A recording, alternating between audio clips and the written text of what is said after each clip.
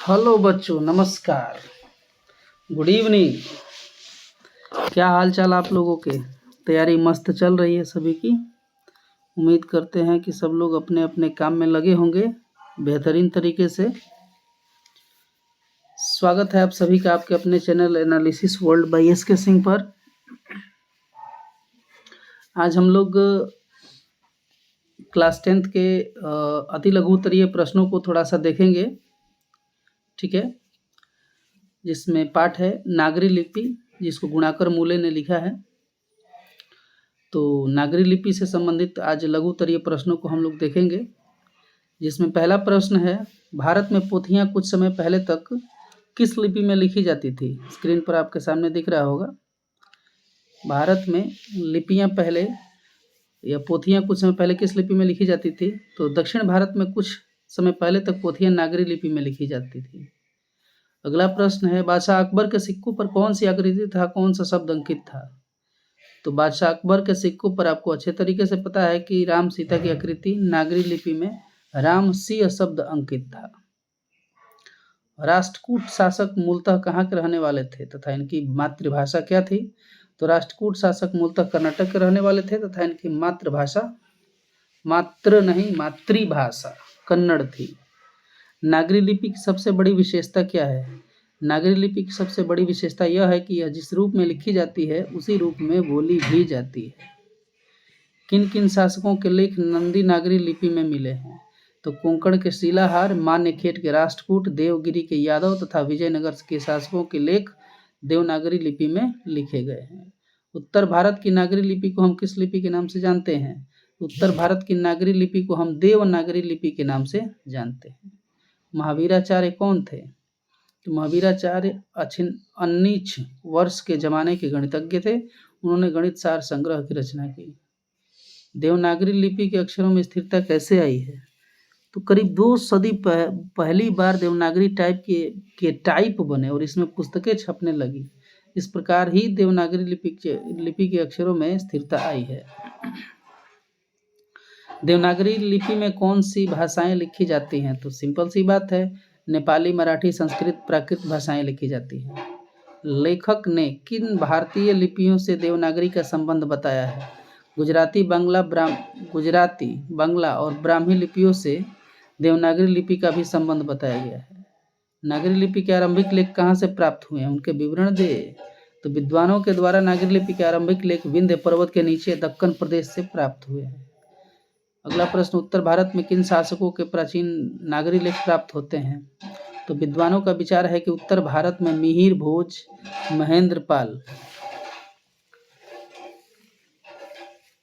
महेंद्रपाल आदि गुर्जर प्रतिहार राजाओं के जो अभिलेख हैं पहले नागरी लिपि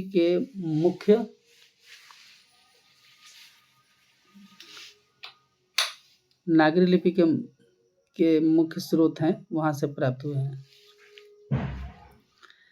थोड़ा सा लघु उत्तरीय प्रश्नों को भी देख लेते हैं, ठीक है। तो लघु उत्तरीय प्रश्नों को हम लोग देखते हैं।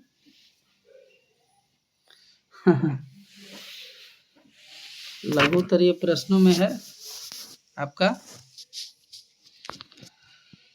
कि देवनागरी लिपि के अक्षरों में स्थिरता कैसे आई है। इस प्रश्न का उत्तर हम लोग पहले समझ चुके हैं। इस लेख का हम लोग पहले उत्तर जो है कि क्या है समझ चुके हैं, ठीक है। अब कह रहे हैं कि देवनागरी लिपि के अक्षरों में स्थिरता कैसे आई है। तो सदी पूर्व जब इस लिपि के टाइप बने और पुस्तकें छपने लगी तब इनके अक्षरों में स्थिरता आ गई है। देवनागरी लिपि में कौन सी भाषाएं लिखी जाती हैं? अभी 2 मिनट पहले हम लोगों ने 2 मिनट कहाँ हुआ, अभी थोड़ी देर पहले इस पर चर्चा हुई। संस्कृत, हिंदी, नेपाली, नेवारी, मराठी, गजान, मैथिली, भोजपुरी, मधी आदि भाषाएं देवनागरी में ही लिखी जाती हैं। लेखक ने किन भारतीय लिपियों से देवनागरी का संबंध बताया है? लेखक ने गुप्तकालीन ब्राह्मी लिपि तथा बाद के सिद्धम लिपियों से देवनागरी लिपि का संबंध बताया है। नंदी नागरी किसे कहते हैं? किस प्रसंग में लेखक ने इसका उल्लेख किया है? नंदी नागरी देवनागरी को ही कहते हैं। महाराष्ट्र के राष्ट्रकूट राजाओं के समय नंदी नगर नांदेड़ की लिपि होने के कारण यह नंदी नागरी कहलाने लगी। ठीक है। नागरी लिपि के जो आरंभिक लेख हैं वो कहाँ से प्राप्त हुए हैं? तो राष्ट्रकूट वंश के राजा दंती दुर्ग का सामगंड दानपत्र जो 754 ईस्वी का है, राष्ट्रकूट वंश के राजा दंती दुर्ग के माध्यम से ही प्राप्त हुआ है।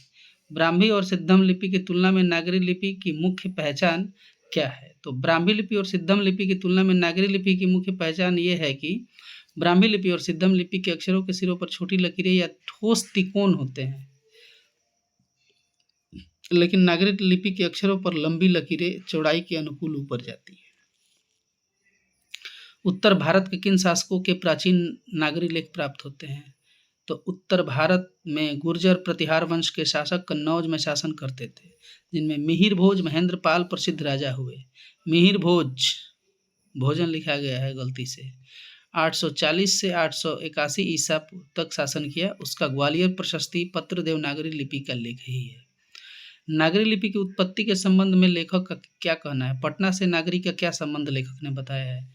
नागरी की उत्पत्ति के संबंध में लेखक का कहना है कि पटना नगर से ही नागरी शब्द बना है, यानी कि नगर शब्द से ही नागरी शब्द बना है। ठीक, पटना को कभी नगर कहा जाता था, अतः पटना से ही इस लिपि की उत्पत्ति होने के कारण यह नागरी लिपि का नाम धारण किया है।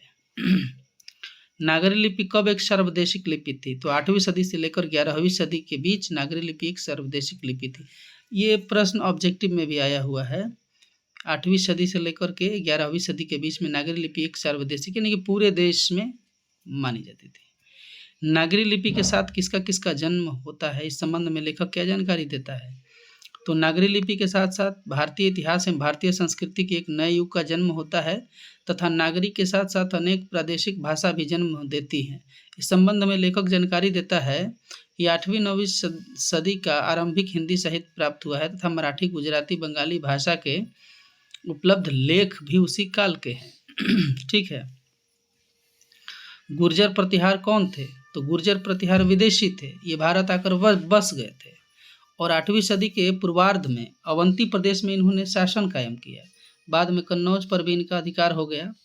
तो गुर्जर राजा प्रतिहार राजाओं में मिहिर भोज और महेंद्र पाल आदि महान राजाओं में गिने जाते थे और उनके शासन काल में ये लिपि चलती थी। तो उम्मीद करता हूँ कि जो आपको इसके लघु उत्तरीय प्रश्न हैं ये आपको अच्छे से समझ में आए होंगे। नहीं भी समझ में आए हैं तो अगर कहीं कोई कन्फ्यूजन हो रहा है तो आप कमेंट में अपनी समस्या बता सकते हैं, उसको ज़रूर देखा जाएगा।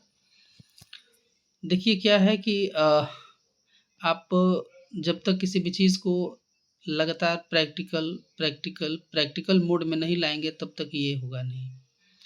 किसी भी सब्जेक्ट को एग्ज़ाम की दृष्टि से भी पढ़ना है तो उसके साथ साथ उसको ज्ञान की दृष्टि से भी पढ़ना है।